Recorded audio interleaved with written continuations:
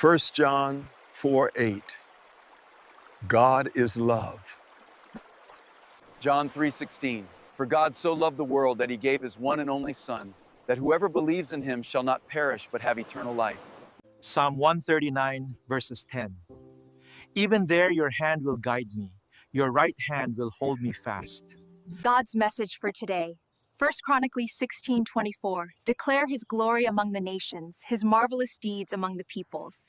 Romans 12:10. Be devoted to one another in love. Honor one another above yourself. Sa pag-ibig sa mga kapatid ay mangagmahalan kayo, sa kapurihan ay ipagpauna sa isa't isa. Ang iba, Ang salita mo'y aking iningatan sa aking puso, upang wag bakong magkasala sa iyo.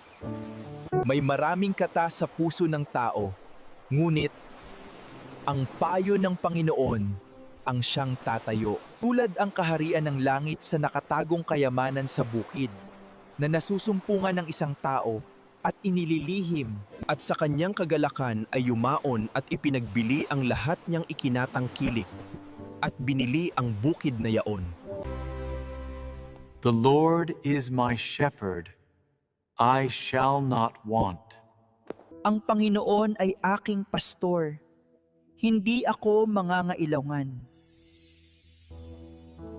Datapwat ang paggawa ng mabuti at ang pag-aabuloy ay huwag ninyong kalimutan, sapagkat sa mga gayong hain ang Diyos ay totoong nalulugod. Kayo'y manatili sa akin at ako'y sa inyo, gaya ng sanga na di magbubunga. Sa kanyang sarili maliban na nakakabit sa puno. Gayon din naman kayo, maliban na kayo'y manatili sa akin. But seek ye first the kingdom of God, and his righteousness, and all these things shall be added unto you. Datapwat hanapin muna ninyo ang kanyang kaharian at ang kanyang katuwiran. At ang lahat ng mga bagay na ito ay pawang idaragdag sa inyo.